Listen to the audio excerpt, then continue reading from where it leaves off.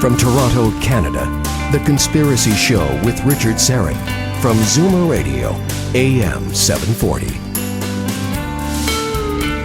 And welcome to the Audio Imaginarium. Come on in, weary traveler. Hang your cloak on a peg, grab a stool, and come warm yourself by the fire. There are stories to be told, and you're among friends.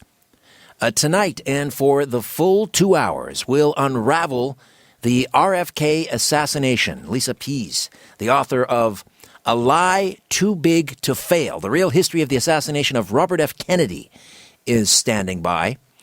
And it promises to be quite an evening. Not to mention the fact that we have a super blood wolf moon lunar eclipse coming. The only total lunar eclipse of 2019. It'll light up the sky across North America, South America, as well as parts of Europe, Africa, and Asia. The whole enchilada. We all get to see this amazing show, and it's being referred to by a variety of names, but of course the best has to be Super Blood Wolf Moon. And the super refers to the fact that the moon will be closest to the Earth in its orbit when the total eclipse takes place. Blood is a reference to the reddish hue the moon will take on during the eclipse. And wolf, I didn't know this.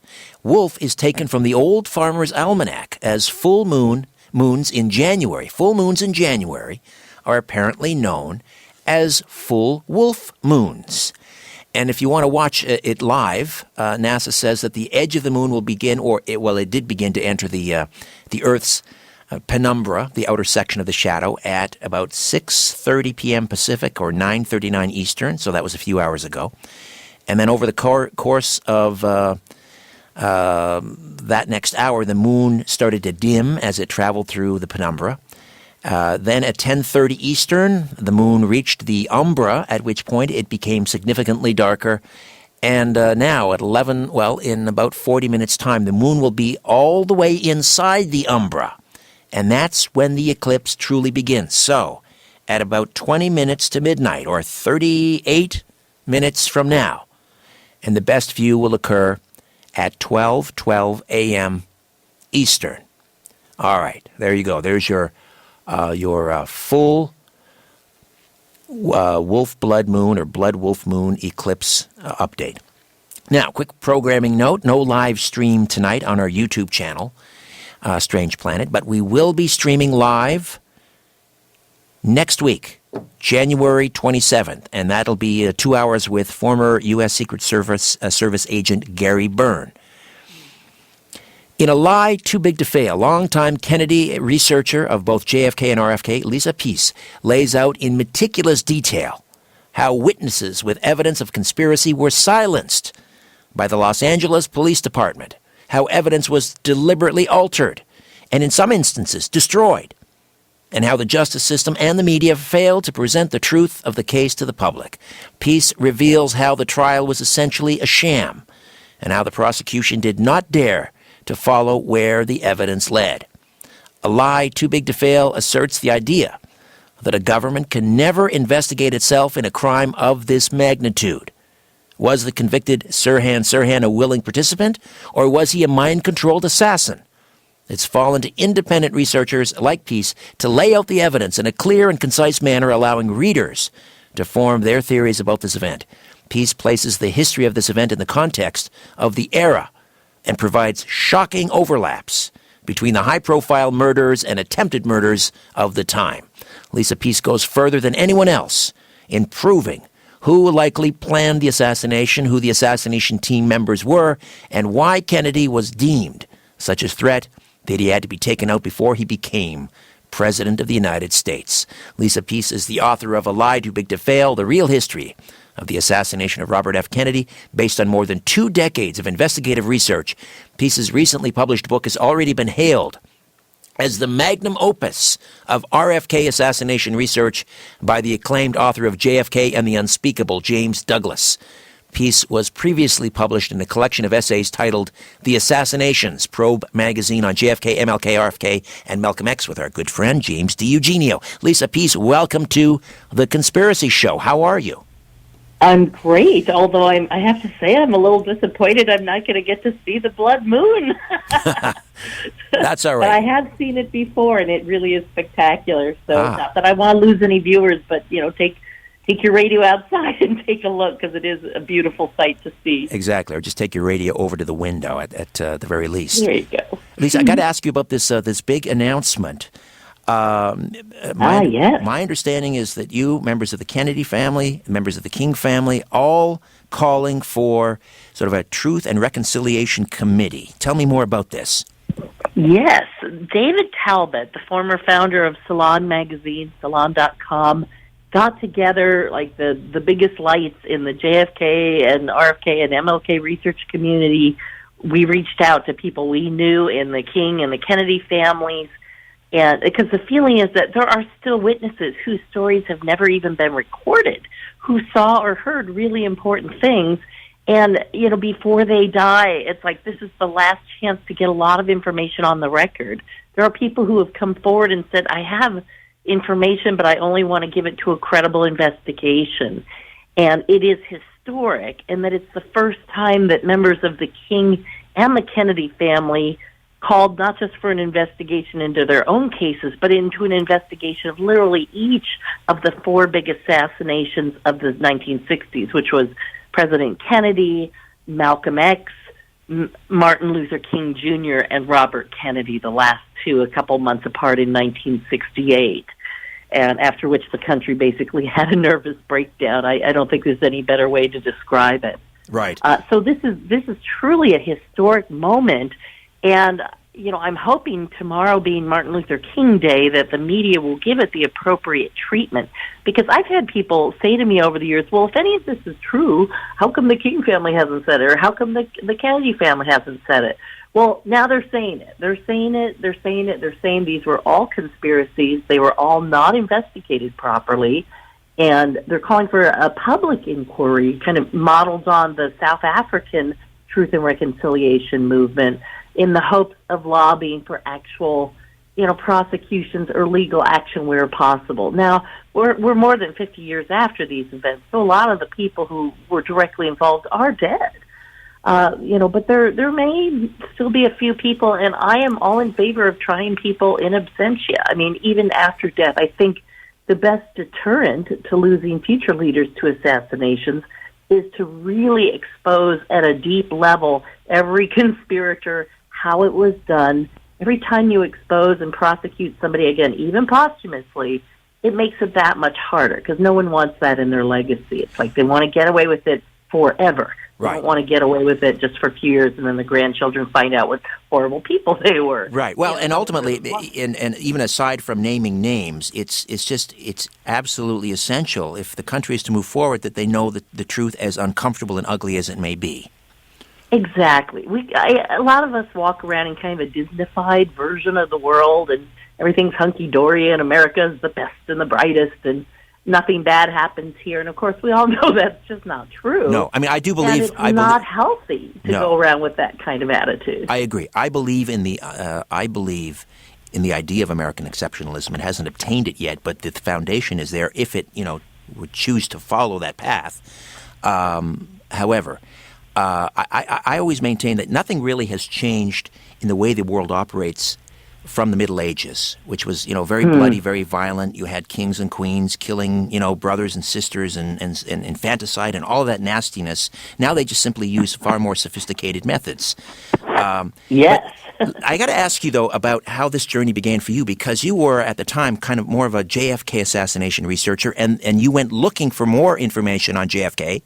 And the library... I was at that. Yeah, tell me the story. This is amazing. Yeah, I used to work a couple blocks away from the downtown central Los Angeles library. And so what else do you do on your lunch hour but go to the library and read microfilm? Because I'm a little geeky that way.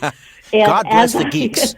As I was going through microfilm on the JFK case, one day I pulled out the quote-unquote wrong drawer, and I recognized immediately what it was. I knew just a little bit about the Robert Kennedy assassination, and one of the things I knew is that they'd had this group called Special Unit Senator, and they had investigated the case, and then they'd locked up all their files from 1968 until 1988. And this was about 1992. So I thought, wow, that microfilm's only been out for about 4 years. I bet not a lot of people have looked in it, and I bet if I go through it, I'll find things that other people haven't found yet. And so I just pulled out a reel. They weren't labeled in any way, so I, just grabbed one from the middle of the pack and threw it in the machine. And the first few documents I read were talking about a second suspect who was apprehended at the hotel that night, a guy who was literally taken into custody and put in handcuffs, and that was Michael Wayne. And I'm like, well, who is this, and why have I never heard about him? And so the curiosity, as I started reading that, and it didn't at all match the official story, which told us there was only one shooter and he did all the shots. And so the more I dug into it, the more I realized what a big story it was and how completely different it was. And at first, I was just personally very interested. I never had any intention of writing a book when I started. That was just the furthest thing from my mind. I couldn't imagine how much work it was to write a book and didn't have any desire to do that. But I was starting to write little articles for Probe magazine, so I ended up writing a few articles on the case that were very highly cited and used across the internet, and that led to an appearance on the Discovery Channel. Years ago, they did a very good little piece on the assassinations, and they interviewed me and several of the other authors on the case, and they do what they call a survey, where they get different people's opinions. And I'm like, instead of a survey of opinions, why don't you actually investigate the case? And they're like, well, that's not what we do, because that's much more difficult. So a survey of opinions is very easy. You go, get a bunch of people on tape, and then you quote them. That's a survey. That's what most documentaries are. And then you figure out whose opinion you want to feature or elevate and whose you don't. But a real investigation takes time, and I tell people they don't understand. It's like journalists don't have a lot of free time. They're given stories every day. So to expect a journalist to dig into this in any depth and be able to understand it is really asking a lot. And I had 25 years of side time, after work, at my lunch hour, on my weekends, where I just looked into it on my own. And frankly, it wasn't until Shane O'Sullivan's book came out, which was a very good book, by the way. Definitely recommend that. But it didn't go far enough with what I knew. And I thought, dang, I'm really going to have to write a book now, because I was really hoping he would pull out some of what I thought were the important pieces of the case as I had come to discover them. And for example, I found a third shooter on the table, because Sirhan was firing a gun. Somebody was firing a gun right next to Kennedy.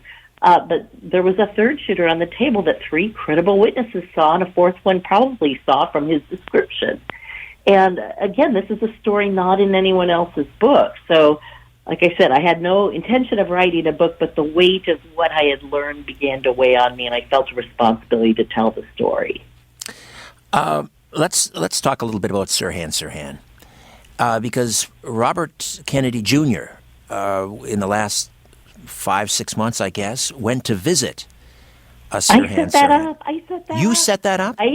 Yes, Bobby Kennedy got in touch with me for something about American values that he was working on, and we had a little conversation, and he, we kind of hit it off, and he had me back to help him with a part of his book, and I was trying to show him the part about the Castro assassination plots, which are often blamed on Robert Kennedy, even though in the CIA's own internal Inspector General report, they make it very clear that they knew they had no authority from the Kennedys for these plots. And they say in their own language, can we claim executive authority for these plots, and answer their own question, not in this case.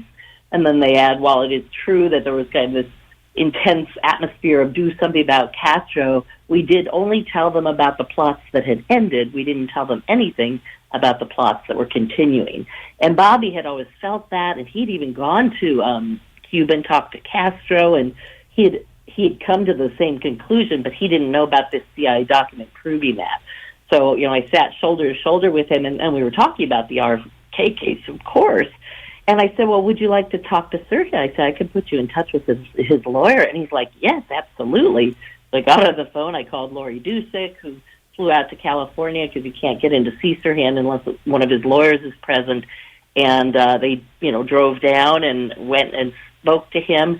And I called him, the next day. I'm like, well, what'd you think? And he said, he's a sweet man. I I think he's as much a victim, as my father. And I quoted that in my book. I'm sure I'm misquoting it now, but it's close to that. And the little episode, there's a little bit about that in my book. But were you surprised that it had taken Bobby Jr. so long to want? I mean, he must have had these nagging questions. And of course, I asked him, what took you so long? Because he kind of apologized. He's like, I'm really sorry that none of us have come forward sooner. And he said, honestly, I didn't believe any of this until probably 2 or 3 years ago when Paul Schrade, one of the pantry victims, said, yes. Look, I was a friend of your father. I'm not going to live forever, and you really need to see this evidence. And Bobby is a very smart man. He's a legal, a lawyer. This is what he does for a living. He actually has a job. He doesn't just sit around and, coast on his Kennedy fortune. He actually works. And he's, like I said, he's a very bright man. He's one of the brightest people I've ever talked to, in the sense that, as I explain the case, he grasps some of the more nuanced, detailed, intricate parts of it more quickly than almost anybody I'd talked to. So it was really fun. And you can imagine my excitement at finally being able to discuss the case with a member of the Kennedy family. I mean, that was just like the happiest moment of my entire life. Did Robert Jr. leave his meeting with Sirhan convinced, or that Sirhan did not shoot his father?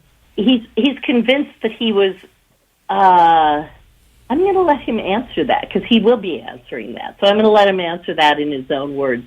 But I will also say he has not yet read my book. He's apologized to me for not yet reading it, but he's like, I'm in court until March, and then I'll read it.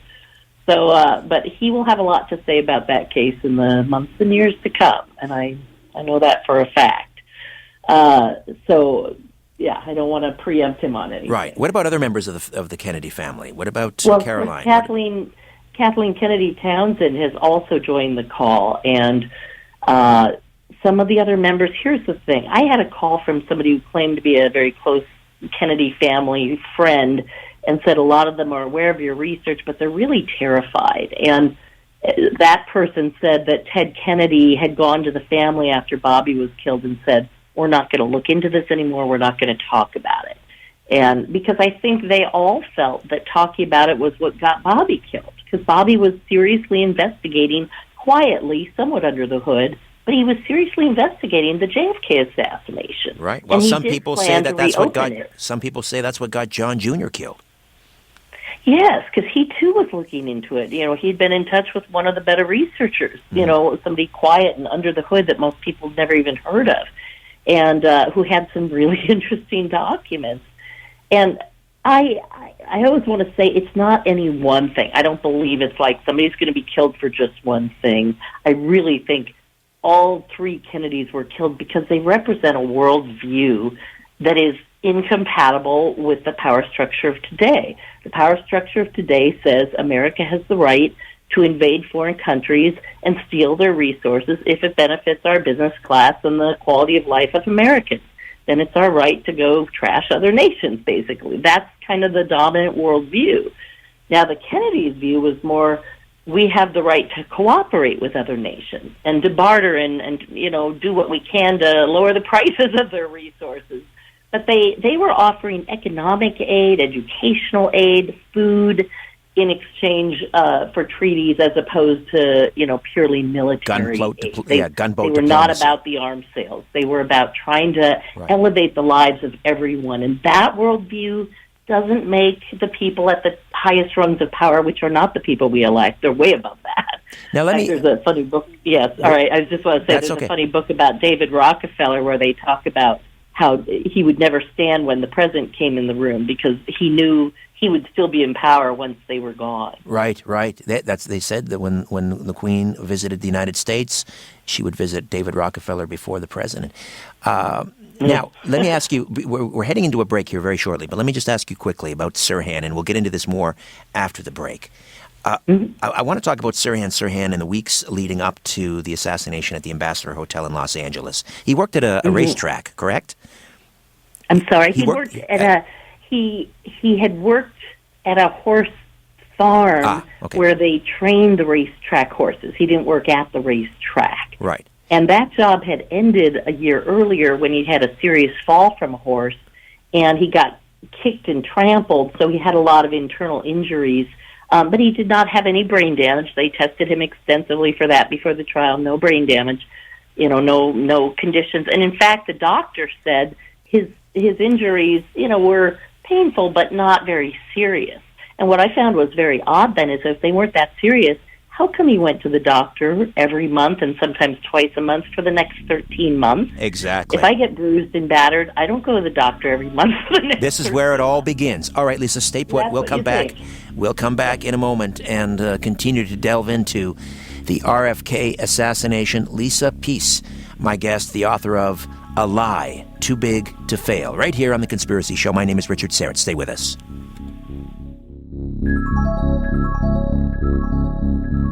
Providing the evidence and letting you draw your own conclusions. This is The Conspiracy Show with Richard Syrett on Zoomer Radio.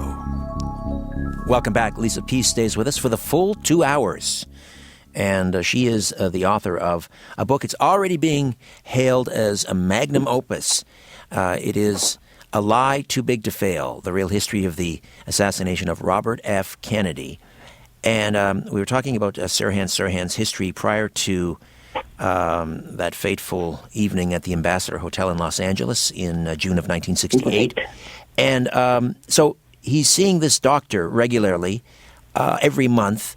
Well, and I don't know which doctor he was seeing, because it was FBI reports that he had been to a doctor. I didn't dig into the doctor himself, but the doctor who had treated him initially thought the wounds were rather minor. So that does suggest that he's not just going to a regular doctor, that something else is going on. Right. Tell me about Sirhan.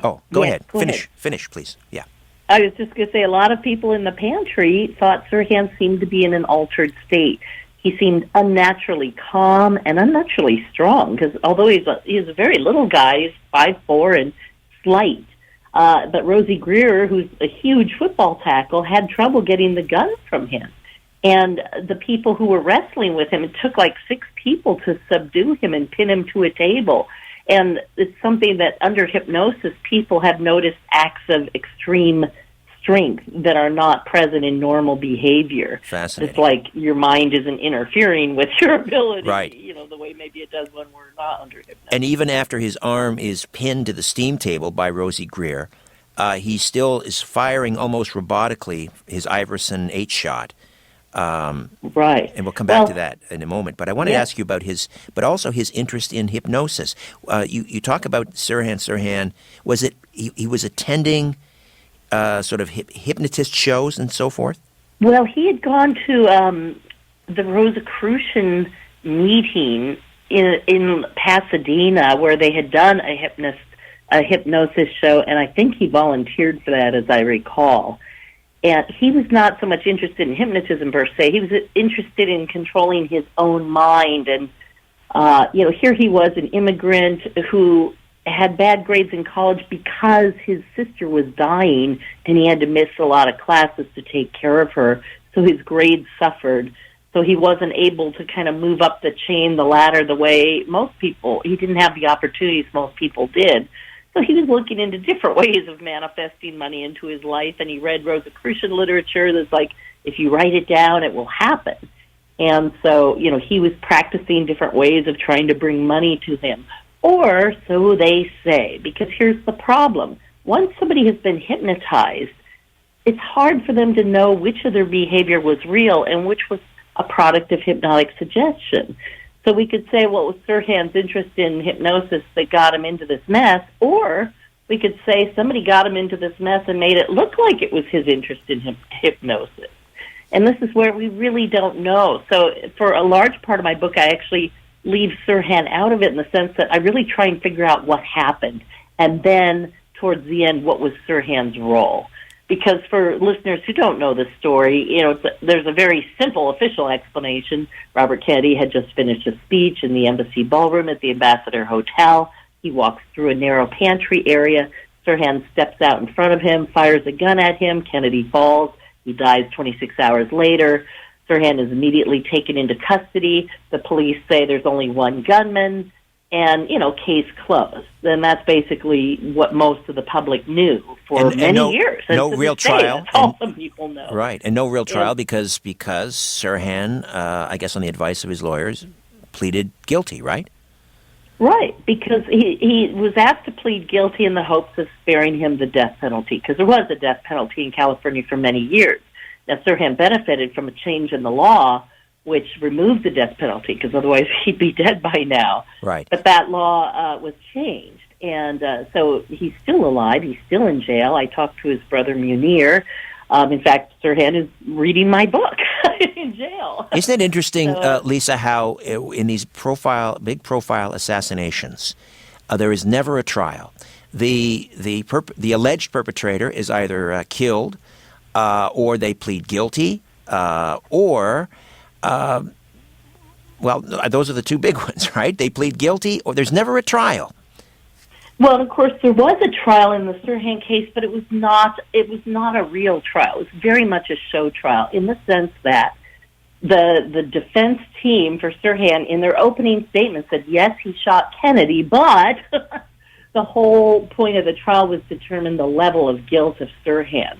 And what really upset me as I read through the trial transcript is they couldn't even prove the bullets came from Sirhan's gun. And I got to this point, and I'm like, now, wait a minute. If Sirhan didn't shoot any bullets, how guilty is he? And was his role really to be the distractor and not the assassin? And, it's clear. If you look at the evidence, and, oh, my gosh, I just have so much of it in my book, a number of witnesses, like I want to say 8 or 12 at a minimum in my book, and there were many more I didn't quote, thought Sirhan was firing blanks or caps. And some of these people are really credible, like people who had been in the military and really knew their guns, or Rafer Johnson, who had been in, hundreds of sporting events. And he said it looked like a cap pistol throwing off, it looked like a starter pistol throwing off residue.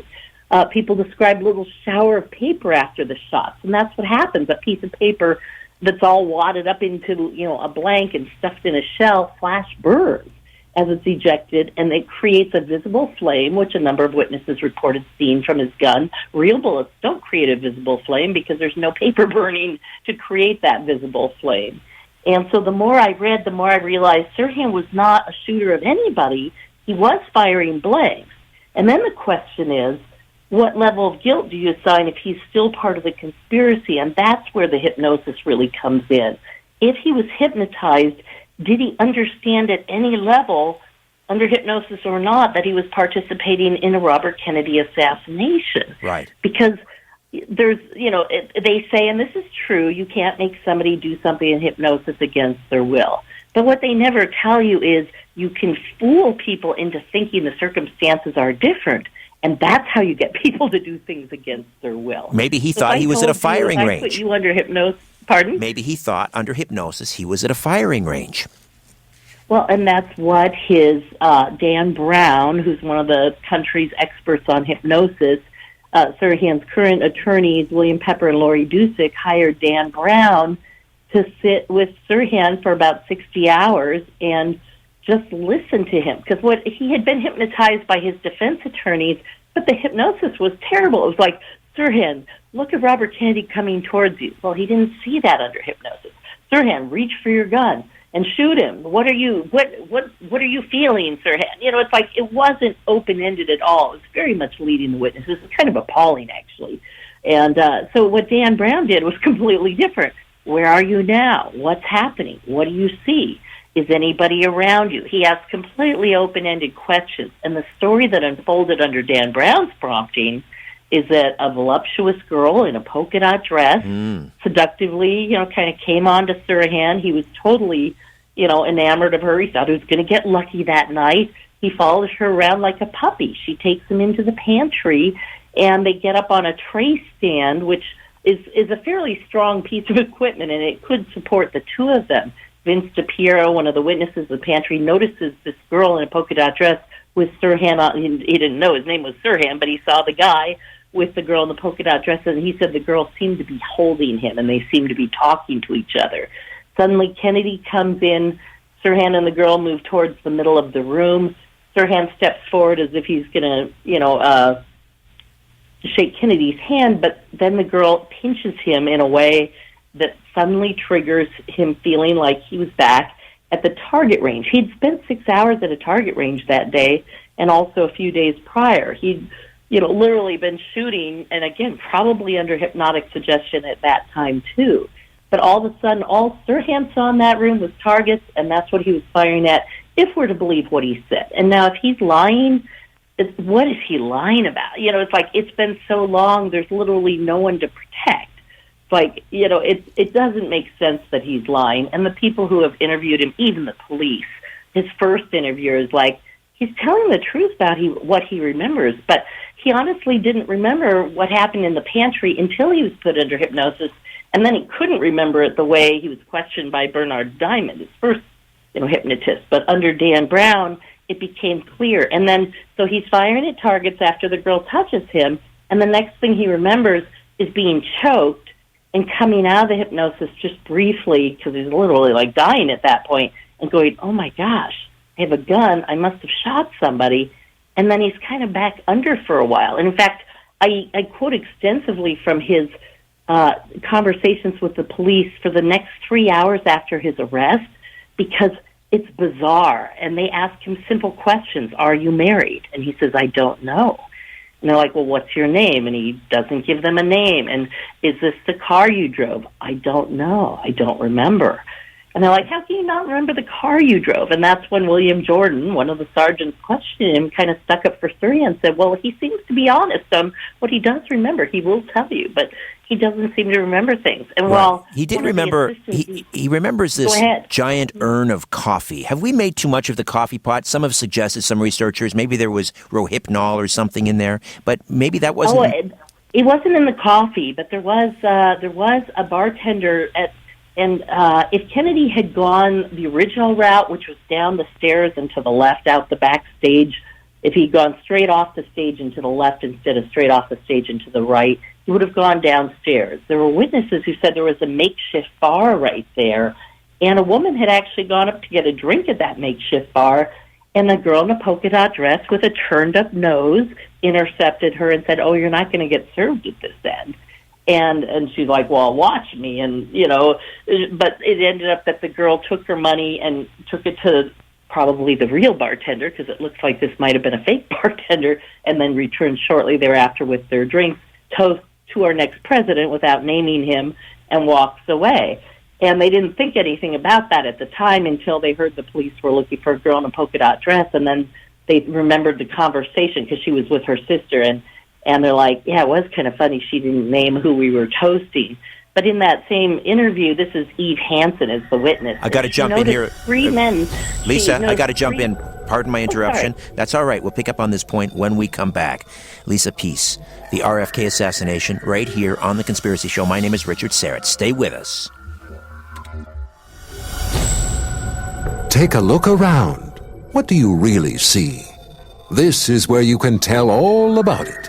The Conspiracy Show with Richard Syrett on Zoomer Radio.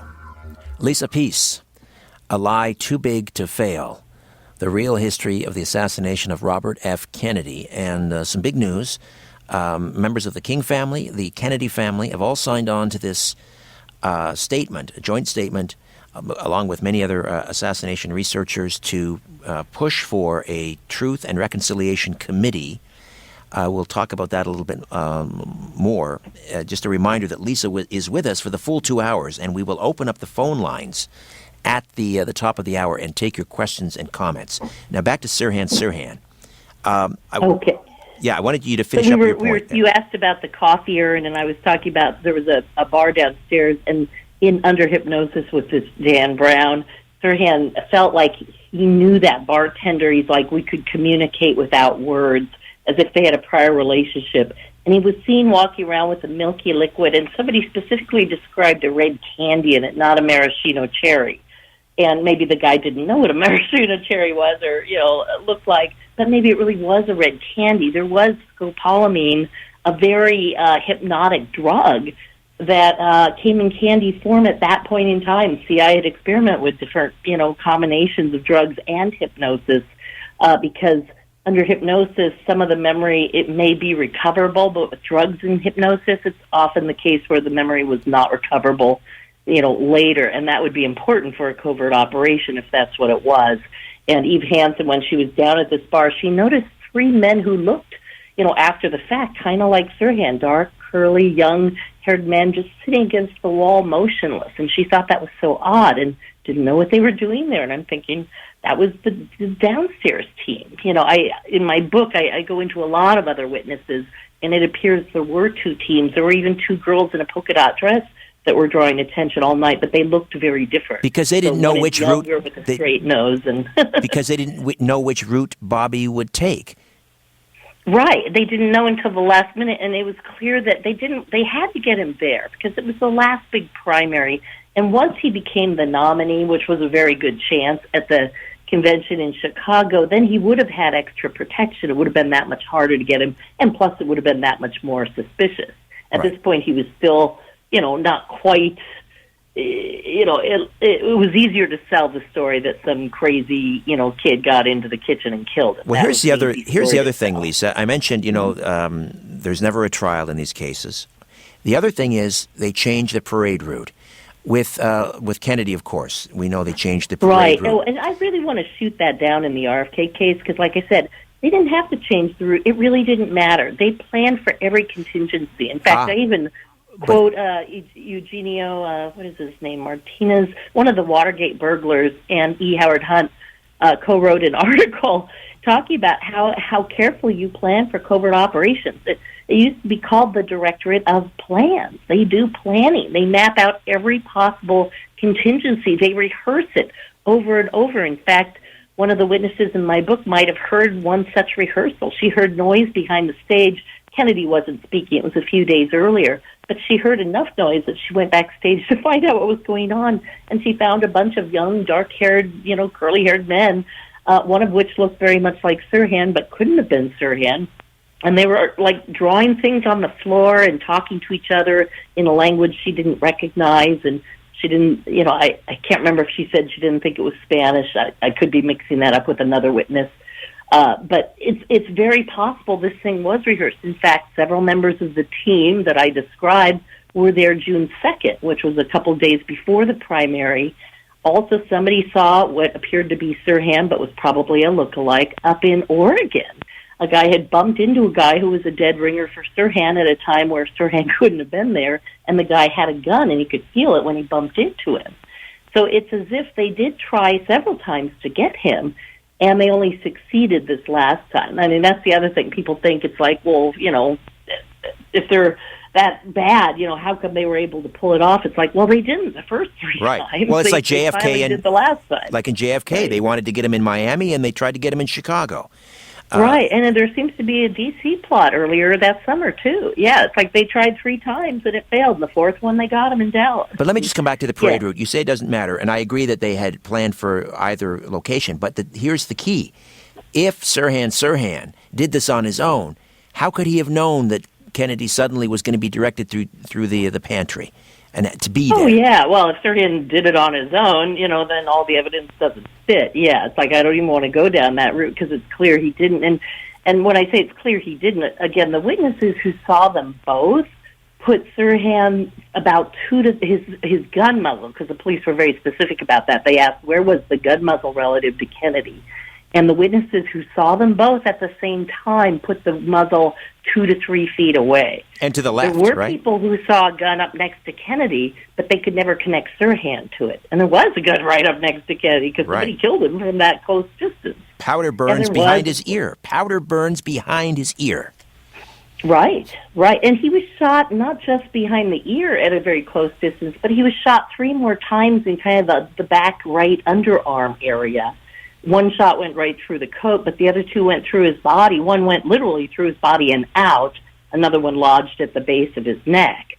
But those shots, according to Dwayne Wolfer, who was the criminalist for the LAPD and did a lot of shenanigans with the evidence, but he said in court that he thought those shots were probably made at 1/4 of an inch. I mean, we're talking literally the gun is right up against the body practically. But he said, I multiplied the distance to get 3/4 of an inch, and then I padded it a little just to make it, to out to 3 inches. But what he really says is he started with 1/4 of an inch, and he thought that was the right amount, and he just added the others kind of by, to try and make it more credible that Sirhan could possibly have gotten that close. How could they have botched that's a rhetorical question, I suppose, but the ballistics here, they cannot match the bullets to the gun. Talk to me about the ballistics. Yeah, this is really significant, and that's it. Right after the autopsy, this is the first time that Wolfer gets a bullet that he can compare to the victim bullets and to the test bullets. And as soon as he compares it not to another test bullet. So he must have known on sight it didn't match the test bullets. He must have known just by looking at it didn't. So he compares it instead to the Goldstein bullet. And then he shuts down for the night. It's like 4 o'clock at night. He goes away for 5 hours, comes back at 9 p.m., makes a photo micrograph, a bullet comparison photo of what he called the Kennedy bullet and the Goldstein bullet, and we later find out that they were 2 fake bullets. He makes a fake picture. Got to jump in here, Lisa. Got to jump in here. We're going to take a time out. We'll come back. We'll talk about the bullets, and we'll do that in mere moments. Lisa Peace, my guest on The Conspiracy Show. Stay with us.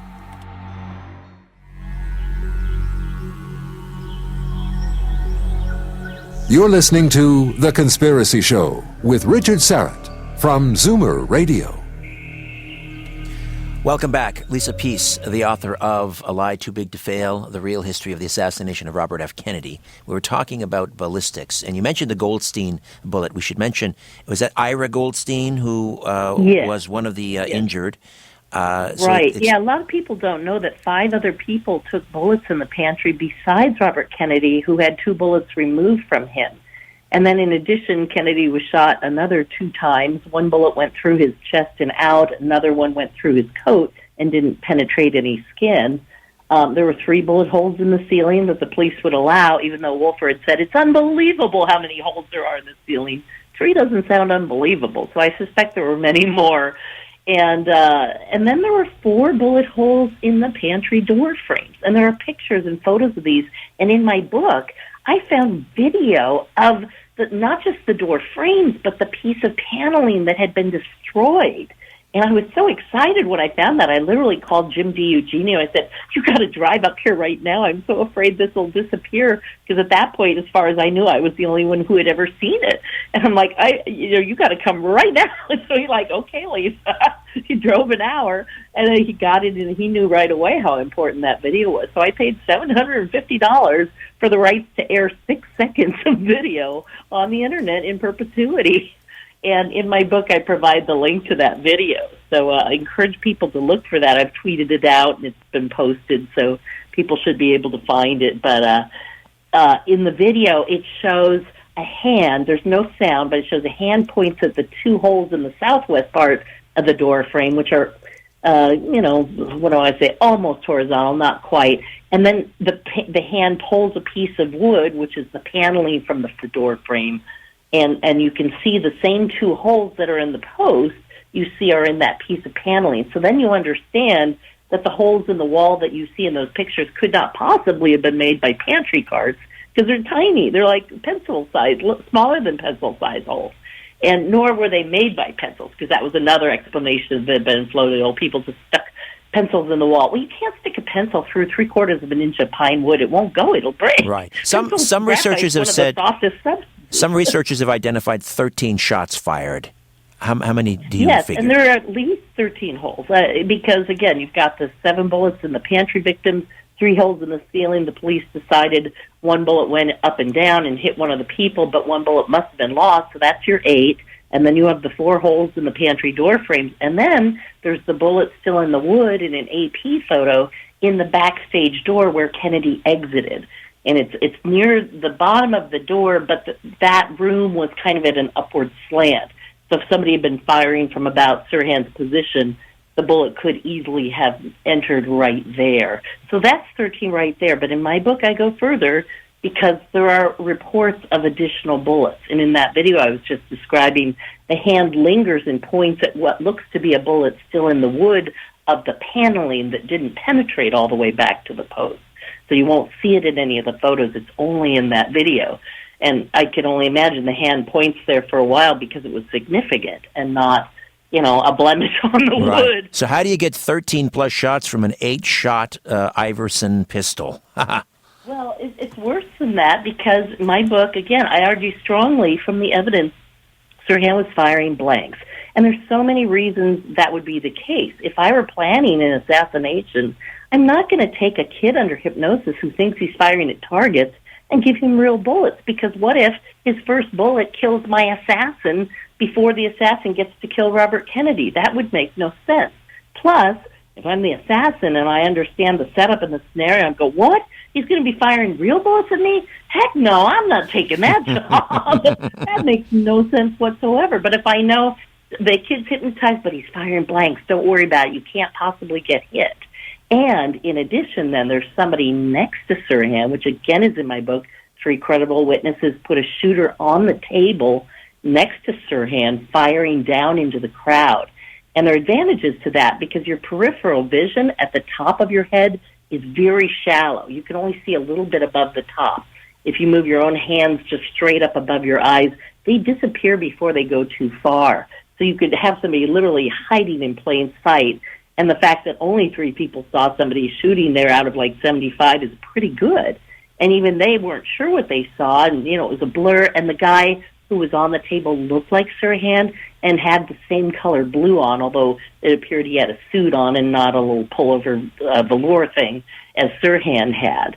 So it's like I said, if there's 13 shots and Sirhan's firing blanks, then there were 2 other shooters in the pantry. But then there's even another gunman that 2 very credible witnesses again saw that got right up to Kennedy's head. Because if St. Caesar's the guard who was at Kennedy's elbow, and he was perfectly positioned to make those underarm shots without being seen or noticed.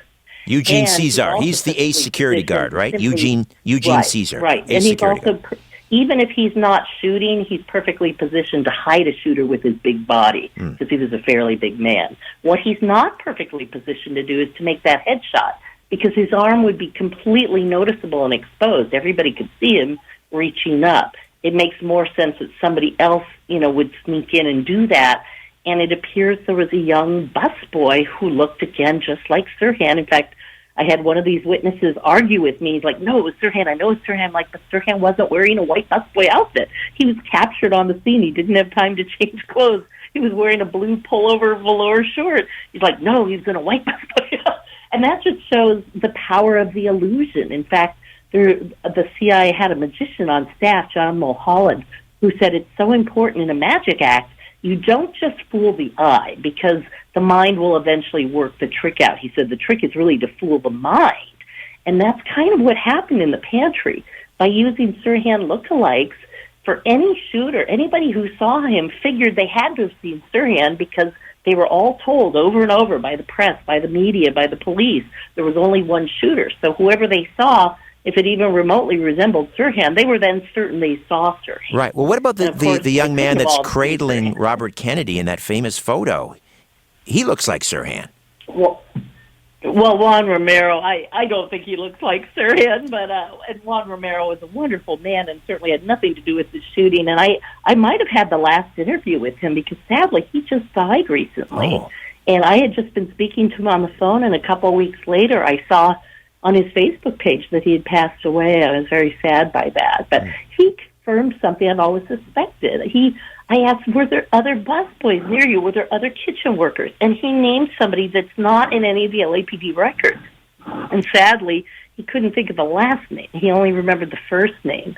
But it's clear that there were other witnesses who were there who were not either not interviewed or their interviews have disappeared, because this is another pattern I found in my 25 years of research in this case. Okay. That people who saw something important were quietly disappeared from the record, but there's often a trace. It's like it was mentioned in somebody else's interview. There's a guy, Charles Winter, who must have had a really interesting interview because he shows up in Michael Wayne's file, and he shows up in another highly suspicious character named John Corey. He shows up in his file. But Winter's own interview appears to be missing. And again, I've confirmed some of these with the California State Archives and written them, and they're like, nope, no such interview. but clearly there was at some point. So people who saw strong evidence of conspiracy, wow, that stuff is just missing now forever from the record. And unless the LAPD kept double books, unless somebody comes forward, we'll never know, like, the rest of the story on some of those points. I've just got about a minute plenty here. Of evidence still. Right. Okay. I've got about a minute here before we break Go ahead. at the top of the hour. We'll have to circle back and talk a little bit So more anyway, about... I'll just say... Yeah, go ahead. Go ahead, sorry. The Goldstein bullet, we need to circle back and talk about that. We will do that after the break. Okay. But also, how many witnesses saw this woman in the polka dot dress leaving the hotel with another man saying, "We got him"? There were 2 witnesses who heard that conversation, not just Sandy Serrano. And we can talk about that after the break. All right. Do we know, we just teased this part, we'll talk about it later. Do we know who that woman in the polka dot dress was? I believe we don't. I believe that the identifications that have been made are faulty for reasons I'm happy to go into. All right. And we will do that. All right. Lisa Peace, the author of A Lie Too Big to Fail, The Real History of the Assassination of Robert F. Kennedy. My name is Richard Syrett, and we will be back with Hour 2 with Lisa right after this. Live from Toronto, Canada, Earth, The Conspiracy Show with Richard Syrett on Zoomer Radio. Thanks for inviting me into your home. Long-haul truck, RV, taxi, your parents' basement, your loft, that greasy spoon just off the interstate, and your cabin in the woods. A big how-do to each and every one of you listening in on our flagship station, Zoomer Radio.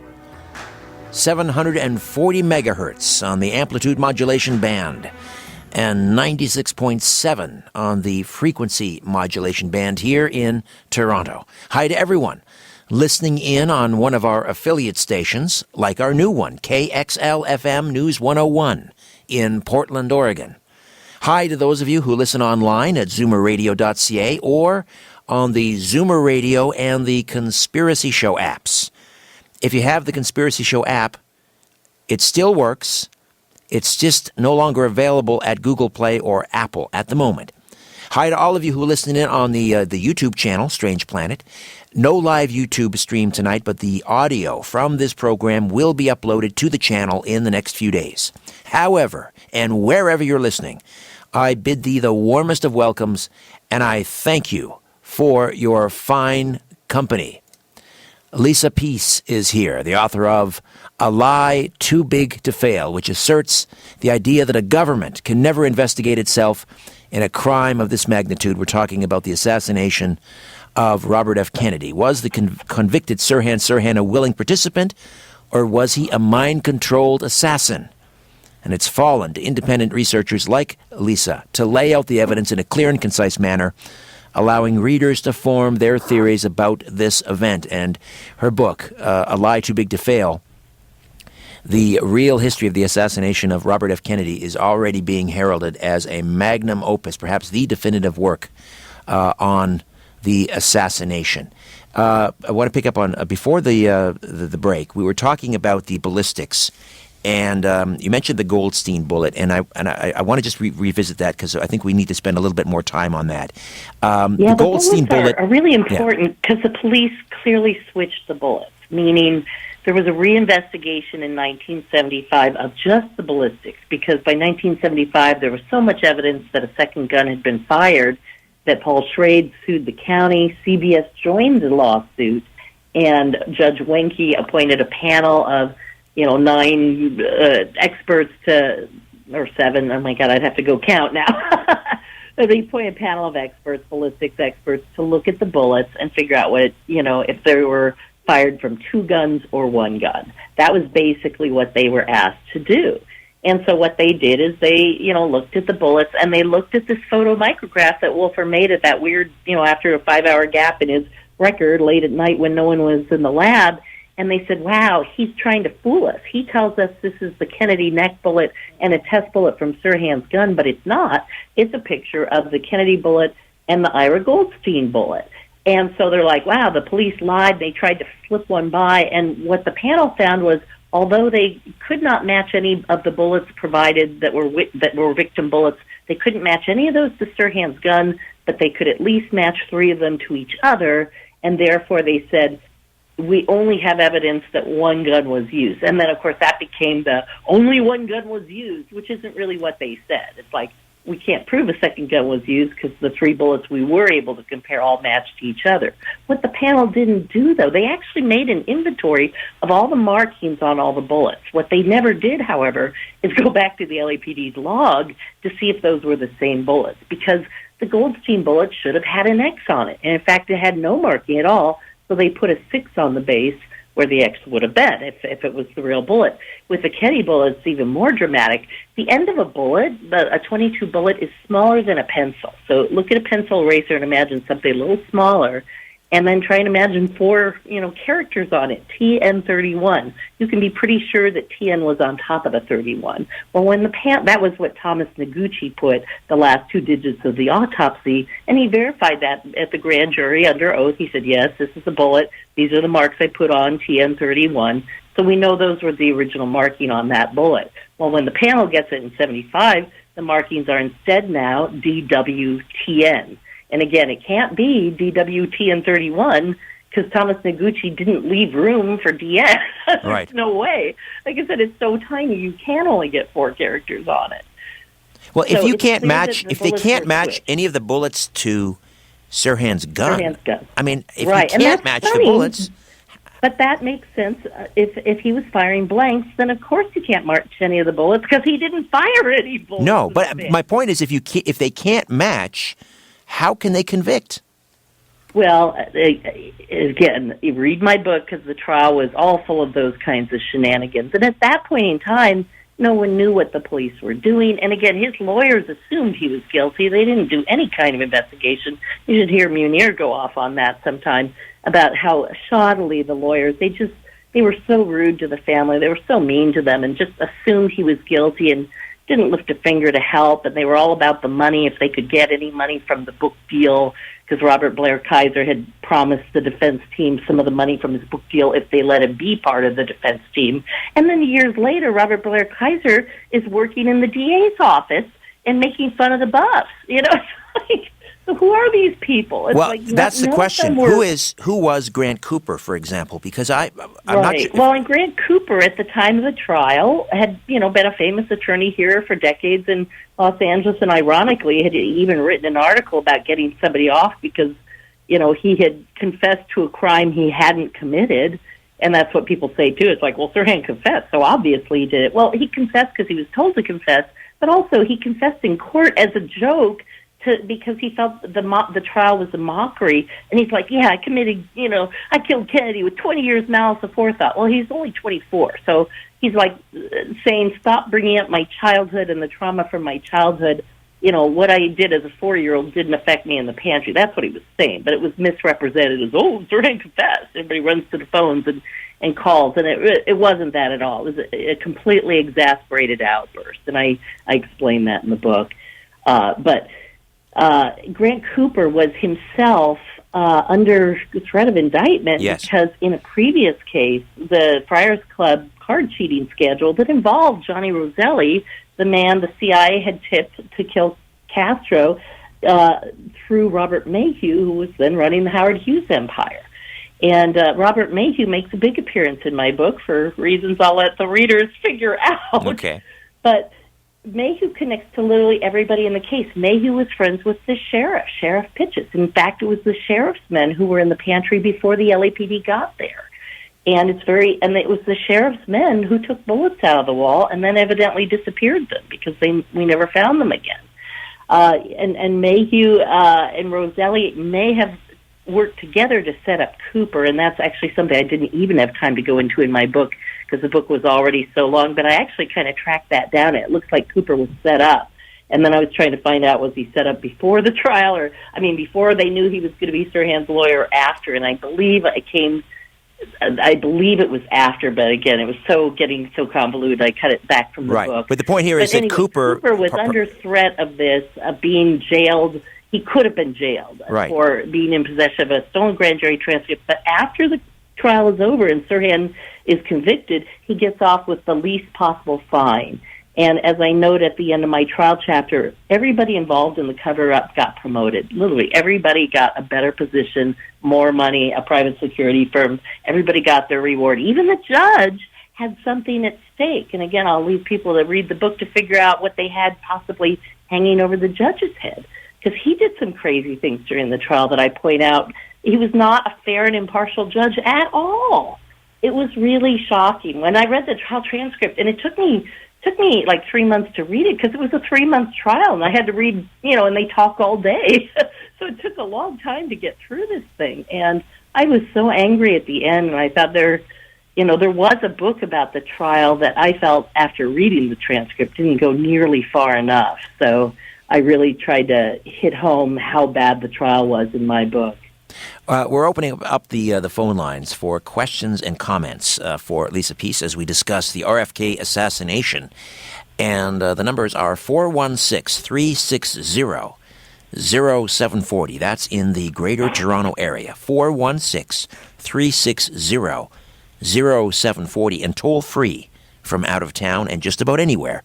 1-866-740-4740. Again, 1-866-740-4740. Who else was arrested immediately? I mean, someone saw somebody going out in handcuffs besides Sirhan Sirhan. Yeah, that was Michael Wayne was apprehended immediately.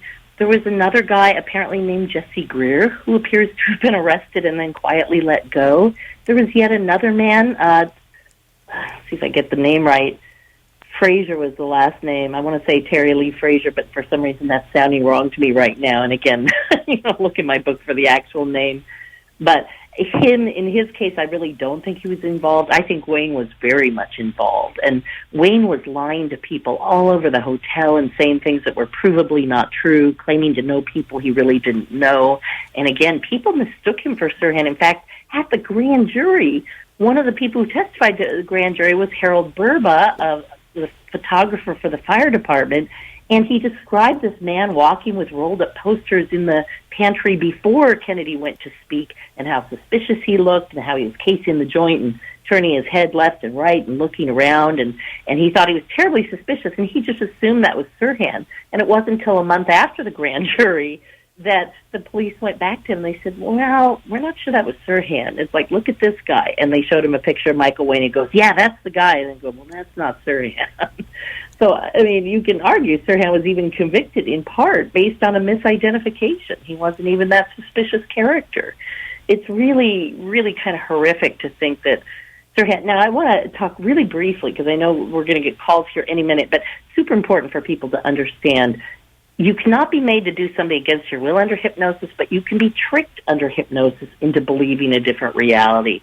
And I think it's very clear that that's what happened in the pantry, and that's why I argue in my book, I believe Sirhan to be completely innocent. He had no idea he was participating in a conspiracy to assassinate Robert Kennedy.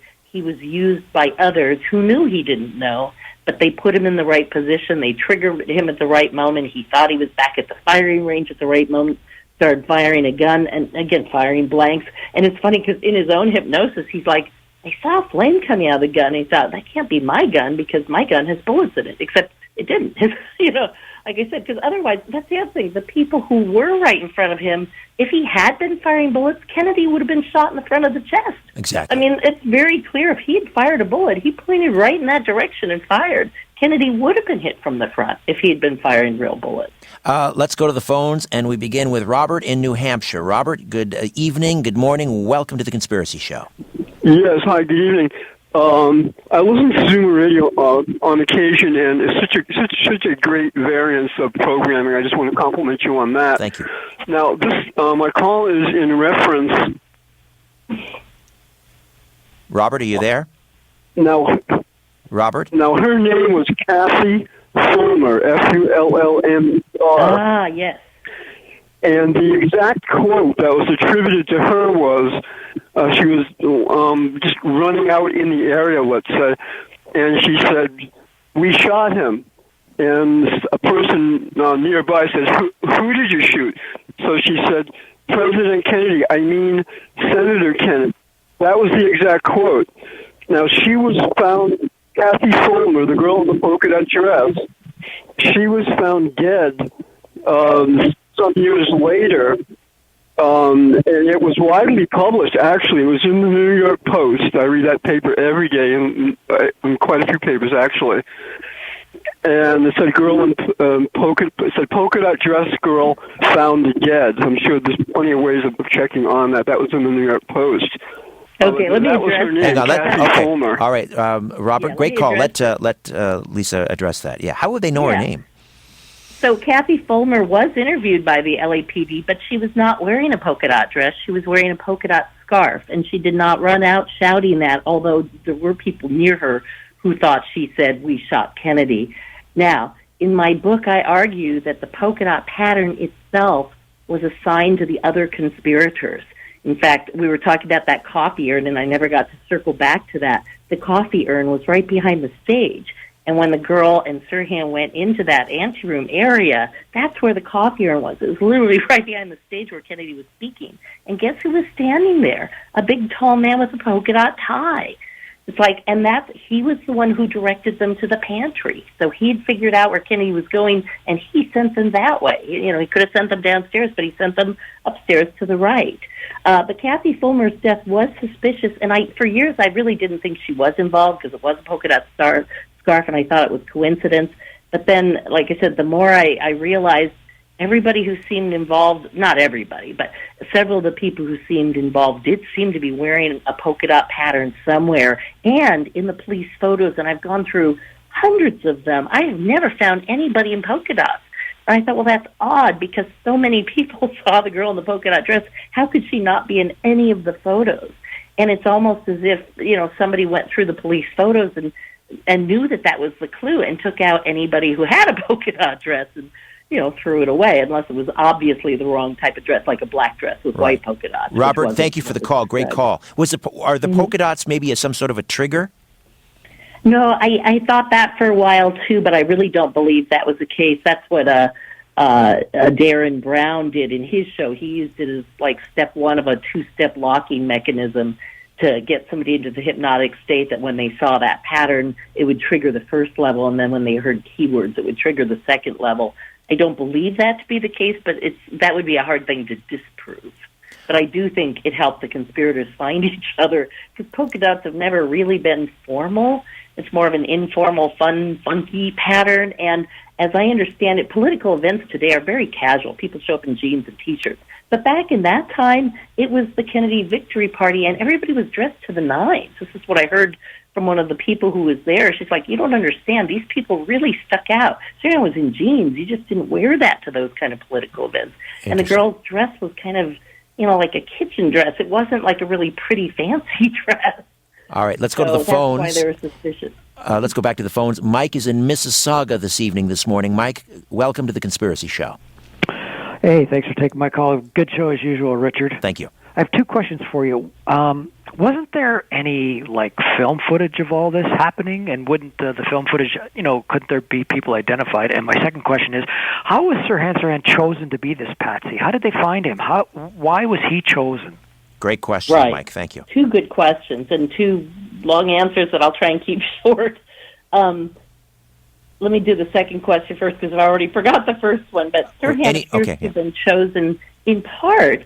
He might have been identified because he worked at the racetrack where Desi Arnaz owned some horses. Desi Arnaz was an anti-Castro Cuban who even had ties to the CIA. There were mob people working there. There was kind of a criminal element in that circle that any one of them could have tagged Sirhan. There was also a naval surface weapons research facility there, and I talk about the Navy's own mind control experiments because they had some pretty extensive stuff going on. And it's possible that when he got injured and he went to the hospital, one of the doctors might have been a Navy doctor who goes, good subject for us.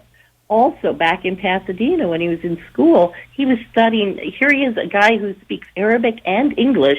He's studying Chinese, Russian, and German.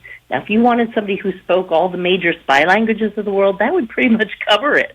And he wanted to be an international diplomat. So, again, he might have been tagged even before the horse racing stuff. But it does seem like after the injury, his family noted, first of all, he was missing for 2 weeks, that no one could account for where he went. And then when he came back, he seemed, for the first time in his life, kind of surly because he had never been like that, and he didn't understand what had happened. So that's that. Now, the first question was, do you remember? Was there any film? Was anyone filming anything? Right. There's lots of audio tape. Right. There's audio tape, but the reason they wanted to stage the assassination right after he spoke is that is the moment when all the cameras go off, because the cameras are on Kennedy every minute until the acceptance speech. After the acceptance speech, all the cameras went off, and although they were following him because he was headed towards the media room where he was going to answer the printed press, but the cameras were off. They were done for the night, and they did turn back on after they realized shooting had started, but by then the shots had been fired. So there isn't footage of the actual shooting. There's footage of the immediate aftermath. And in my book, I also talk about it wasn't just two people firing 8 bullets and 7 bullets each or something. It was like, 3, 4, 5 people shooting 2 bullets each and running immediately from the room. And that accounts for why it sounded like an explosion or firecrackers, and no one could be sure how many shots were fired because so many were fired at once. And then people ran out before anybody even could process that a shooting was in place. And so they were long gone by the time the cameramen came to their senses, got out of that immediate moment of shock and turned on the cameras. By then they were all gone. You know what stands out to me is this was not. If this was a highly planned military operation, there are just so many, no pun intended, so many holes in this thing that a good lawyer at the time should have been able to get Sirhan off. Oh yeah, if a lawyer had read and now I can't even say his name. Robert Blair Kaiser said he wrote a letter to Cooper about the distance issue, which I think is kind of funny because Robert Blair Kaiser also has always held that Sirhan fired all the shots. It's like, well, if you're aware of the distance issue, then you know Sirhan couldn't have fired the exactly. shots. I got to take a time out, Lisa. You can't have it both ways. You can't, if you're intellectually honest, you can't have it both ways. Exactly. All right, we'll take a time out, come back. We'll get to some more calls as well. 416-360-0740 in the GTA. Toll free from out of town. 1-866-740-4740. The truth will set you free, but first, it will really tick you off. You're listening to The Conspiracy Show with Richard Syrett from Zoomer Radio. All right, welcome back. Lisa Peace is with us, extraordinary author, researcher, and her book, A Lie Too Big to Fail, The Real History of the Assassination of Robert F. Kennedy, being hailed as a magnum opus. And Lisa, a colleague of James DiEugenio, who has been on this program many, many times, a good friend of the program. Repeat. What is the announcement that was made earlier regarding the Truth and Reconciliation Committee? Just give us that once again for those joining us late. So last night, members of the Kennedy family and the King family, in a historic first, called for reopening of the investigations of the assassinations of the 60s. Specifically, the President Kennedy, Malcolm X, Martin Luther King, and Robert Kennedy. And it's the first time either of the families have called for investigating anything but their own family's investigation, if you will. And frankly, it's completely historic. I've had people come up to me and said, but if these were conspiracies, surely members of the family would have spoken out. I'm like, they have! No one is hearing them. And, so that's the problem. So now they're calling for a Truth and Reconciliation Committee, a public inquiry where we can subpoena the last living witnesses and get some additional data. We're pressing for Congress to ask for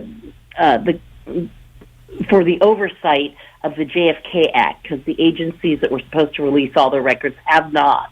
And there's been no punishment for not meeting their deadlines. And, a democracy is only as good as its laws. So it's really important that we enforce the laws we have, or what's the point? So a lot of stuff is in this. It's actually going to be a year-long campaign. So this is the opening salvo. There will be a petition site where people can sign and say, I support this.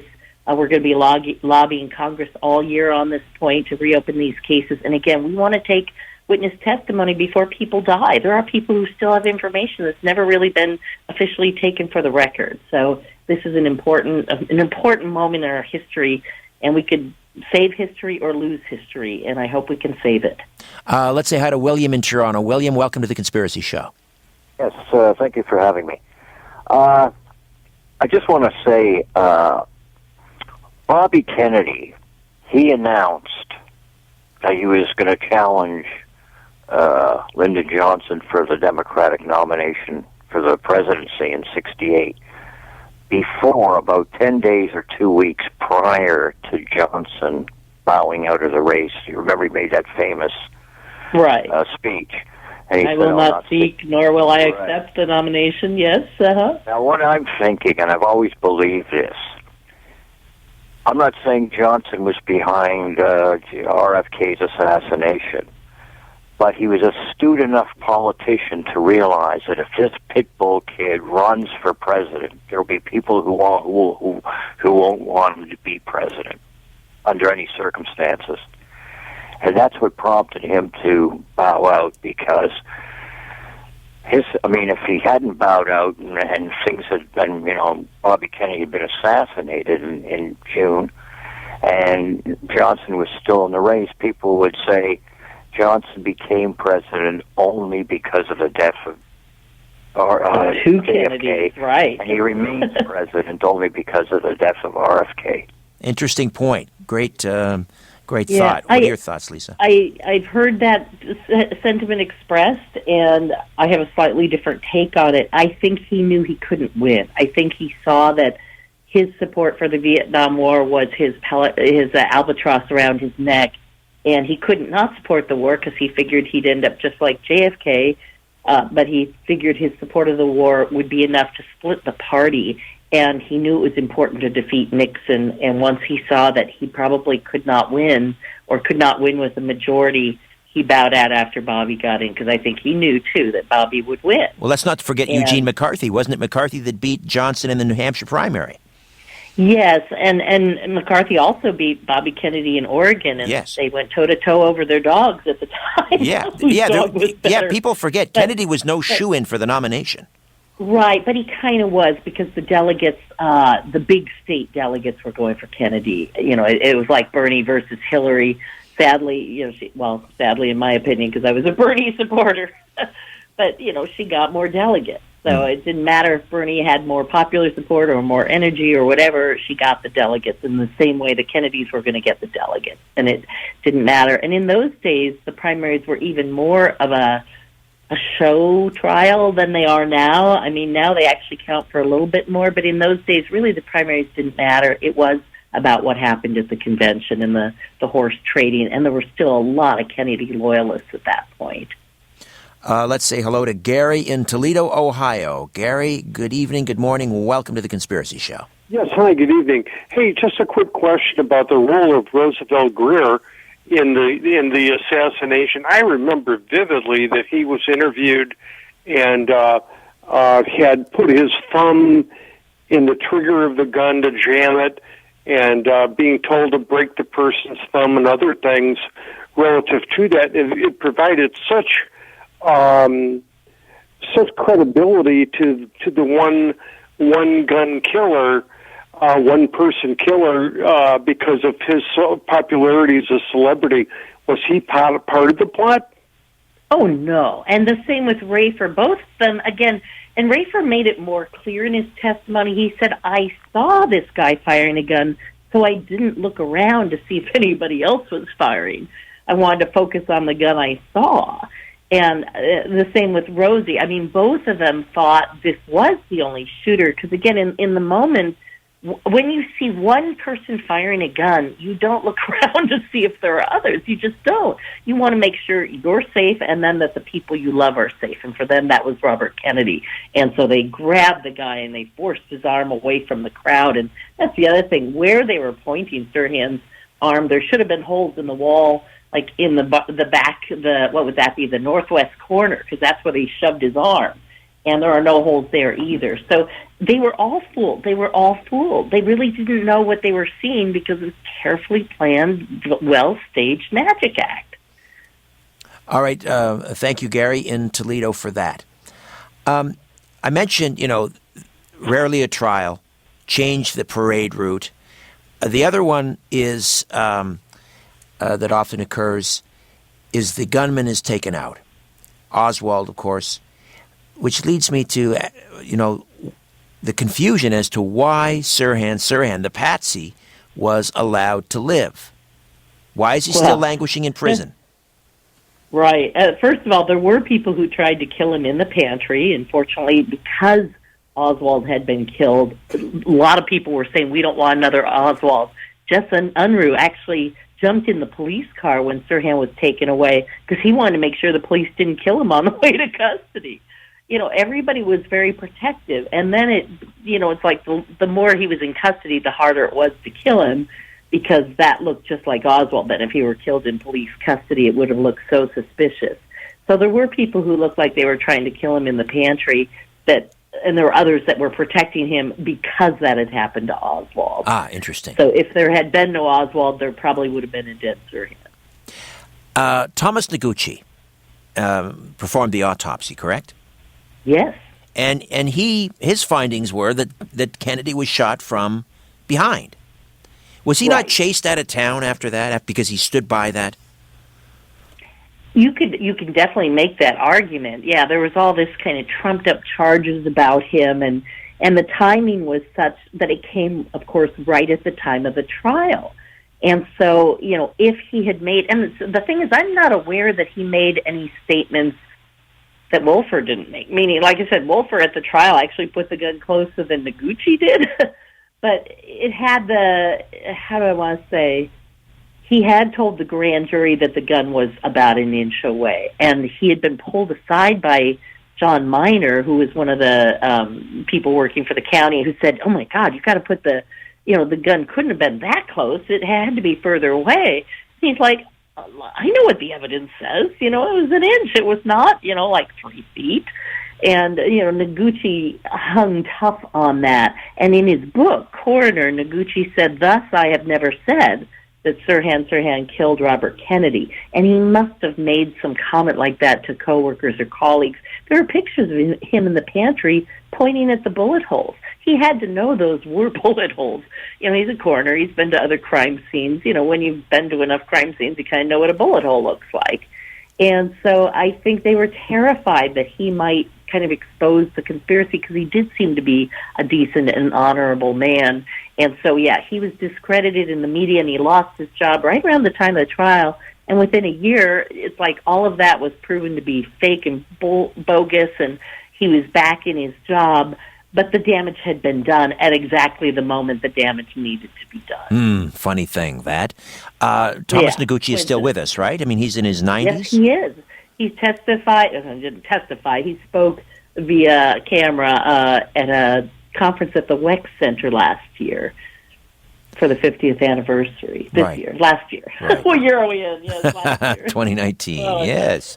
How about Cyril Wecht? Has he weighed in on this? Oh, Cyril has always agreed it was a conspiracy. Cyril, was a friend of Thomas Noguchi, and yeah, Cyril has been just fantastic on this case. He's been a staunch supporter of the fact that Sirhan was not in the right position to have made those shots. And Sirhan, he's reading your book, obviously. So, I mean, what is his state of mind? I mean, is he angry? Is he resigned? He's very frustrated. Yeah. He's very frustrated. For the first few years, after this all happened, he assumed he had killed Kennedy because everybody told him he had, and he had no memory of what had happened. So he tried to, for the trial, he tried to invent a motive for himself, like, why would I have done that? And kind of latched on to the Palestinian cause, because he's like, if I'm going to die anyway. He literally said at one point, I'd rather die and say I did it for my country. And that was kind of his attitude, like, I must have had a motive. But over the years, he's learned the evidence like the rest of us. He's read the books on the case. I don't know if he has internet access or if he's been looking at the primary records like I have. I just don't know. Okay, I've got to take a time out, Lisa. We'll come to understand that he was being set up in a patsy. Okay, I got to take a time out quickly here. We'll come back. Lisa Peace, A Lie Too Big to Fail, right here on The Conspiracy Show.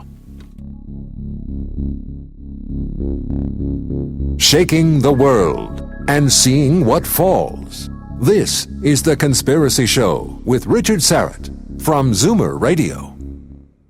Welcome back. And once again, let me give you the phone numbers if you'd like to get in on the discussion with Lisa Peace as we continue to delve into and peel back the layers of this onion that is the RFK assassination. June 1968, coming up on the 51st anniversary. And big news, members of the King family, the Kennedy family, are calling for a Truth and Reconciliation Committee. We could be, hopefully, looking at a congressional hearing and a congressional investigation into, the four political assassinations of the 1960s. Malcolm X, JFK, MLK, and RFK. And tonight we are focusing on the RFK assassination. Let me just ask you before we get back to the phones, and that is about your thoughts on this Truth and Reconciliation Committee and the thoughts of the members of the King and Kennedy family. Are they confident that you could get a new congressional investigation into this? Well, one can always hope, and it is not an election year, and that's pretty much the only time you can get anything done is in the off years. So if there was a year where it could happen, now would be the time to get that ball rolling.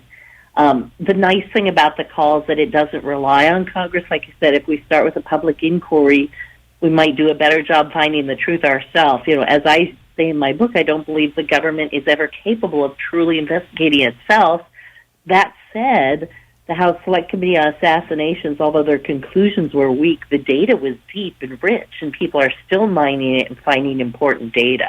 And that's really what congressional investigations can do. If you ignore the report and you go right to the data, it's still a worthwhile exercise. I would just not count the report as being the truth on anything of significance. Usually the report is the cover story.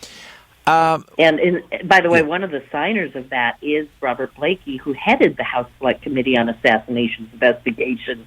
And even he is saying we should have done better. The CIA lied to us. We need a new investigation. That's significant. What about a civil trial? Because William Francis Pepper conducted a civil trial on behalf of the King family, and it wasn't covered the way it should have been. But that would generate a lot of press attention on the evidence. What about launching a civil trial? And it's something to consider in the sense that I think Robert F. Kennedy Jr. may have legal standing to sue the city over the Sirhan trial, especially the falsification of evidence. There might be a legal opening there. I haven't discussed that in particular with him, but it does seem like that would be warranted given what has happened to the evidence in that case. And again, we have a nice long paper trail that proves that evidence was deliberately altered. And somebody said, well, doesn't that mean the police were in on it? Were the police in on it? I'm like, no, the police weren't in on it. But they have only Sirhan and an obvious conspiracy. What are they going to do? Go to the public and say, well, we caught one of them. Sorry, we didn't catch any of the others. And by the way, this guy wasn't the real shooter. They're not going to do that. They're going to say, hey, go back to sleep. We got it all covered. This is the guy. This is the only guy. Go back to sleep, America. All is well. That's how the world works. No one wants to tell the public a bad story. The media doesn't want to tell that story. It doesn't sell. The police don't want to tell that story because it doesn't sell. They could lose their jobs if they're not, catching the right people. No one wants to admit that they utterly failed and screwed up, so they make up these cover stories. And that's literally why I called the book A Lie Too Big to Fail, because once you start with that one lie, that Sirhan alone killed Kennedy, then you have to keep lying and lying and lying and lying, and then you tell really egregious, obvious lies, obvious to anybody who's paying attention, to cover up that initial lie. It became a lie too big to fail. Bruce is in Etobicoke. Bruce, good morning. Welcome to The Conspiracy Show. You're on the line with Lisa Peace. Yeah, I just had a question concerning his security detail. I mean, Robert Kennedy was a rich guy, and knowing what happened to his brother, you'd think that he would have had this extensive security detail. And if he did, is there a possibility that somebody in his security detail was compliant with this? He didn't have a large security detail. He was fatalistic about that. He kind of told people, look, if somebody's going to get me, there's going to get me.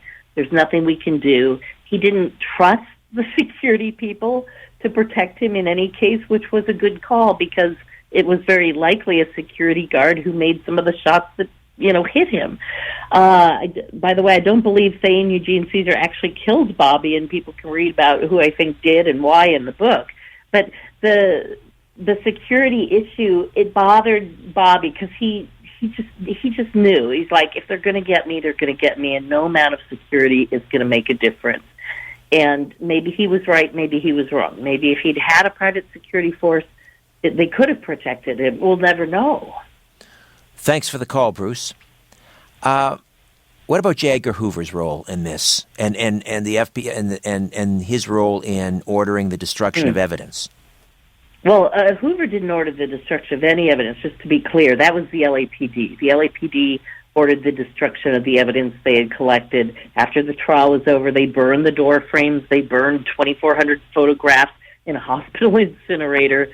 That was the LAPD's call. Hoover was very curious about this, and how do I want to say it? I talk in my book about how the CIA was blackmailing Hoover at the time of the investigation, and Hoover had talked to one of the people who knew one of the people involved, and Hoover had said, yes, I know it was that guy's operation, but I'm powerless against the CIA. And, Hoover did name a name, and again, people can read the book. I don't want to give it all away. It's like there's got to be something to go read there. Exactly. But Hoover was in a bind, and it's funny because in 1977, the city wrote the FBI because the FBI had photographed the pantry after the wood paneling of the door frames was pulled off and the posts of the doors were exposed with the bullet holes in them. And the FBI had photographed them and labeled them bullet holes, not possible or probable, just flat-out bullet holes. Well, this really concerned the city, and they wrote in 1977, this is the tail end of all the investigations, Thomas Kranz was finishing up his special counsel, report to try and tie up all the loose ends of conspiracy, and this was one they couldn't tie up. So they wrote the FBI, and they said, you called these bullet holes, and if you had labeled them possible or probable bullet holes, we could all kind of go back to bed, but you didn't. And so if those were bullet holes, we should be looking for another shooter. Exactly. Lisa, I got to take another time out. Okay, we'll take a quick time out, come back, finish up with Lisa Peace, A Lie Too Big to Fail, the real history of the assassination of Robert F. Kennedy. Stay with us. With Richard Syrett from Zoomer Radio. All right, last call to the phones for Lisa Peace, the author of A Lie Too Big to Fail, the real history of the assassination of Robert F. Kennedy. 416-360-0740. 416-360-0740. That's in the Greater Toronto Area, the GTA. And toll free from just about anywhere, 1-866-740-4740. Again, 1-866-740-4740. I know we're focusing on Robert F. Kennedy, but with this piece, or this Truth and Reconciliation Committee, what about the Little family in terms of Malcolm X? Have they signed on? What about the Little family? Well, that Malcolm X is, I guess that's his real name. Sorry. Yeah. Yes, is this the granddaughter? I think one of the granddaughters of Malcolm X has signed. Her name right now. But yes, one of those family members as well. And of course, Munir Sirhan was willing to sign on as well because, he was a family member of the state too. In fact, I dedicated my book to both. Whoops. We're sorry. Because of technical difficulties, we are unable to... Okay, we've lost Lisa. Can you get her back quickly, Faz? And we will try to finish up. Lisa Peace has just dropped off the line. Well, and then we lost our caller. All right. Let me give you the numbers again. 416-360-0740. And toll free from out of town, 1-866-740-4740. And we just have about 4 or 5 minutes left here, but we are trying to get Lisa Peace. What's happening, Faz? She's not answering? Okay. Well, she's dropped off the line. Keep trying, please. Yeah, if you can. Well, this has been fascinating. And for me, the takeaway is the blanks. No bullets in that Ivor Johnson 8-shooter that Sirhan Sirhan was clutching in the pantry at the Ambassador Hotel in Los Angeles. I had not heard sort of this kind of definitive or definite evidence that he was firing blanks. It's fascinating. I think we have Lisa Peace back. Lisa, yes, are I you don't there? know what happened there. Well, you're just cutting a little too close to the bone for somebody perhaps. Oh, maybe. So I was asking about the little family, Malcolm X's family. You said one of the granddaughters is signed on, and then you were mentioning about the dedication of the book, and that's when your line started to go a little wonky. Oh, yeah, sorry. I had dedicated my book to both Robert F. Kennedy Jr. and Munir Sirhan, the two family members who really, done the most to try and find the truth out about those events. Because I wanted to bring Munir in, too, because it isn't just the killed that matter. I honestly believe Sirhan was innocent, again, after 20... I didn't start there, by the way. That's not where I started when I started researching. I assumed he was guilty. I just didn't know how guilty or to what extent. But it wasn't until, about 10, 15 years into the research, I'm like, I'm not sure this guy even knew what he was doing. I'm not sure he was anything more than a pawn. And now I'm 100% convinced of that, and readers will make up their own mind based on the evidence, presented on that point. But I want you to think of him as another victim of the assassinations of the 60s. Here's a guy who's 24 years old at the time. He's about to turn 75.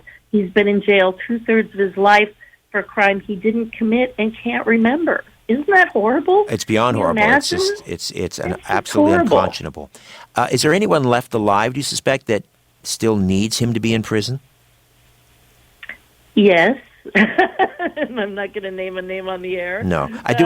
Oh, no. But again, sadly, I'm going to keep referring people to the book. When it comes to the ultimate sponsors and conclusions, not everybody is still alive. I think the top guy is dead, but I do think there are others who have knowledge who are still around, and that's why I like the model of the Truth and Reconciliation Commission. I'm not seeking to put somebody in jail. I really just want to know what happened at this point. It's like they got away with it for this long. I don't like to think that there is no justice, but I am much more interested in the truth than I am in justice, if that makes sense. To me, truth is the ultimate justice. So if I had to choose, it's like if I had to give somebody a pardon or immunity, if it were me, I would give it because I really want to know what happened. And I mean, again, this is kind of a rhetorical question, but is there a common thread that runs through all of these assassinations? Are we talking about the same people? Well, let's see. Oswald had no nitrate on his cheek, but when the FBI fired his rifle, they couldn't not get nitrate on their cheek. I think Oswald didn't kill JFK. James Earl Ray, that the package of incriminating evidence was placed 10 minutes before the shooting. The rifle that incriminated James Earl Ray was placed on the sidewalk 10 minutes before the shooting. James Earl Ray didn't kill Martin Luther King. Sirhan didn't kill RFK. There is a pattern. And these people are chosen. They're set up as patsies. The cover story is put together kind of prepackaged and ready to go. In Sirhan's case, it was the Palestinian immigrant, upset over the sale of bombers to Israel. They give them these ready-made narratives that also just happen to benefit, for example, the CIA and their dealings in the world at those moments in time. Kennedy, was shot by, one of Castro's stooges was the original story, and then they quickly changed that to the USSR, and then they quickly changed that to, lone assassin, because either one of those stories was too close to the fact that it was an actual conspiracy. So they learned quickly. In both the MLK case and the RFK case, in both of those cases, an author came forward, offered his services to the defense team in exchange for a lucrative book contract. There are other parallels that run through these cases. And in all of them, there are CIA media assets. And this is something that really people need to understand. The reason we don't get the truth about these cases is there are CIA people in the media shaping the narrative, and others in the media don't want to go up against the leaders. Because once, just like when Inspector Powers said, look, it was one man and that's what we're doing, and the LAPD fell in line, it's the same way in the media. Once the New York Times or the Washington Post speaks, often the other newspapers fall in line. They're afraid to go against each other. That makes it look like no one knows what they're talking about. So, that's the story. We're going to all follow the same line. There's safety in numbers, as they say. There aren't a lot of brave, independent reporting outlets now, and there weren't a lot then, but it does seem like there were many more in the past. Now with the media consolidation, there's like 6 companies that own almost everything you see and hear in the media. Fortunately, now we have blogs, we have Twitter, we have, internet sources, and so the truth is seeping out through all these other sources. But I'm not holding my breath that I'm going to see a major story on this on ABC, CBS, NBC, CNN, Fox, MSNBC. They serve a different agenda. Well, I mean, what sort of mainstream media coverage are you getting with your book? How do I want to answer that? Because there is actually one mainstream outlet that's about to do a big story on it. So, but aside from that, zero. Absolutely zero coverage. One has to ask, where is the intellectual curiosity? Yes. Well, and partly, again, it is a factor of time. Even good reporters, they have families. They have a day job. They don't have time to look into these. They don't have, and they have intellectual curiosity on a number of topics, just not the ones that matter to us. There you go. That's the rub.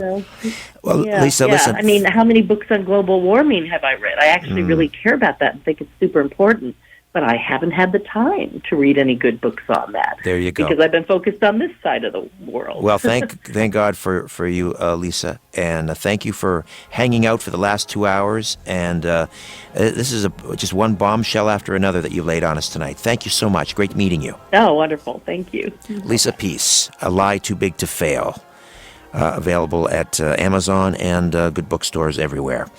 All right, my thanks to Faz and Albert and Ryan. Back next week with Gary Byrne from the U.S. Secret Service. He'll have some bombshells of his own, I'm sure. In the meantime, don't be afraid. There's nothing concealed that won't be revealed and nothing hidden that won't be made known. What you hear in the dark, speak in the light. What I say in a whisper, proclaim from the housetops. Move over, Aphrodite, I'm coming home.